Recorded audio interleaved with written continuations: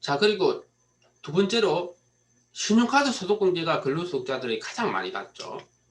자, 우리가 신용카드 소득공제에 대해서 우리가 공부해 보면은 신용카드 소득공제는 근로소득자만 공제됩니다. 그래서 배우자가 사업자다, 기타 소득자다, 뭐 연금소득자다 이러면은 신용카드 소득공제를 전혀 받을 수 없기 때문에 사업소득자인 아내, 기타 소득자 이런 우리가 배우자들은 오히려 근로자인 남편 카드를 사용하는 것이 도움이 됩니다.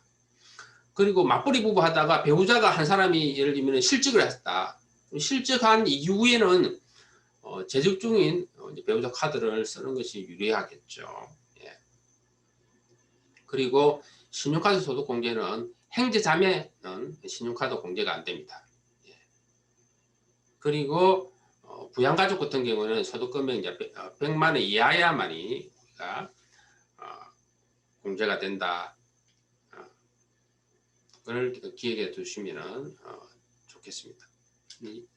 우리가 이 표로 보면은 우리가 나와 있죠. 그래서 기본적으로 우리가 신용카드 소득공제는 소득요건과 나이 요건이 있는데 소득요건만 충족하면 됩니다. 즉 소득금액 100만 원 이하면 되고 나이는 기본공제는 나이가 되지 않더라도 신용카드 소득공제는 가능하다라는 것을 기억해 두시기 바랍니다.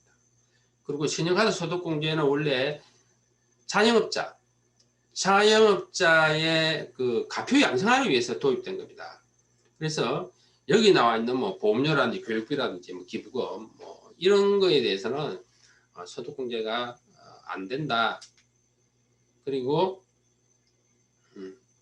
의료비 같은 경우에는 의료비를 신용카드로 공제를 하게 되면 신용카드를 지출하면은 신용카드 공제도 되고 의료비 공제도 되고 보장성 보험료는 우리가 신용카드 공제는 안 된다. 그 표 보시면 알겠습니다. 그리고 우리가 결제 유형별로 공제율이 틀립니다. 공제율이 신용카드는 연봉 우리가 15% 공제율이고 뭐 직불카드 같은 경우는 30%, 도서공용비는 뭐 30%, 정통시장은 40% 이렇게 됐죠. 작년 같은 경우는 코로나로 우리가 공제율이 대폭 인상되었습니다. 그래서 올해 여러분들이 이 소득공제 한도가 예를 들면 초과되는 사람들이 굉장히 많이 나올 겁니다.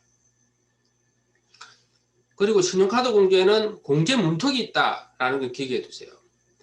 연봉의 25% 초과 사용 금액에 대해서 15% 이렇게 공제가 되는 겁니다. 그래서 연봉의 25% 밑으로 사용하게 되면은 공제가 1월 한 푼도 없다라는 겁니다. 그래서 맞벌이 부부 같은 경우에는 한쪽 배우자가 카드를 많이 안 쓰면은 공제 문턱을 초과하지 못하겠죠. 그러면 1월 한 푼도 공제가 안 되는 겁니다. 그러면 상대편 우리가 배우자 카드를 사용하는 게 유리하겠죠. 그리고 유아후직을 했다 아내가 그러면은 그 이후에는 우리가 재직 중인 남편 카드를 사용하는 것이 도움이 됩니다.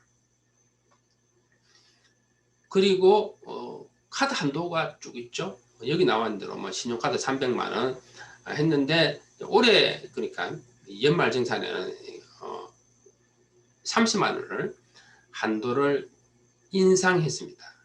그래서 한도가 초과가 예상되면은 예를 들면 작년 말로 예를 들면은 한도 초과가 예상이 되면은 고가의 물품은 이율에서 우리가 사용하는 것이 재테크에 도움이 됩니다.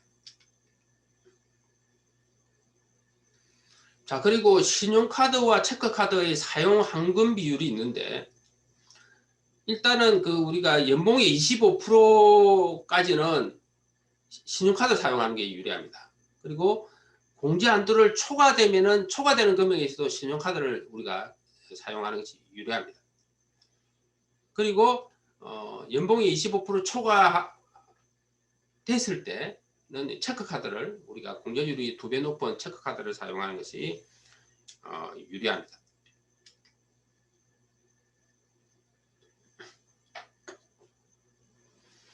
이거는 저희 납세자금 홈페이지에 있는 연봉 탐색기 결과 화면입니다.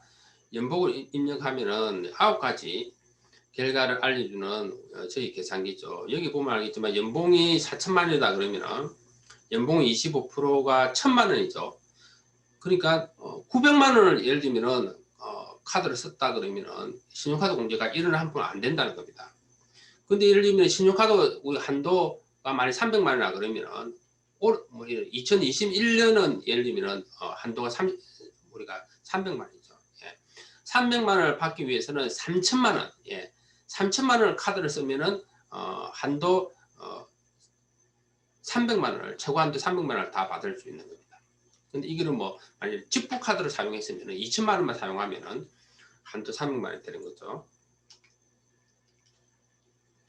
만약에 맞벌이 부부다라고 하시면은 사실상은 이 카드를 이렇게 나누어서 예를 들면 사용하는 것보다 한쪽으로 몰아서 사용하는 것이 유리합니다. 이 사례에서 보시면 연봉이 한 4천만, 4천, 4천이라고 많이 가정하면은 물론 연봉 구간별로 차이가 많습니다.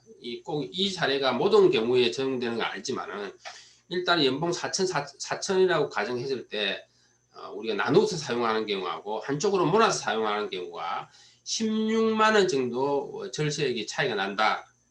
그런 계산 결과입니다.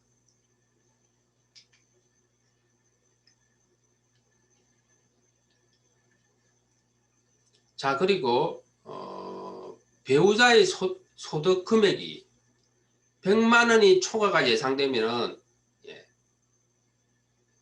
배우자가 사용한 신용카드 공제는 내가 공제를 받을 수 없습니다. 예. 자, 이게 우리 소득금액 100만 원에 대한 개념을 아셔야 되는데 제가 이 부분은 자세하게는 강의를 하지 않습니다. 예.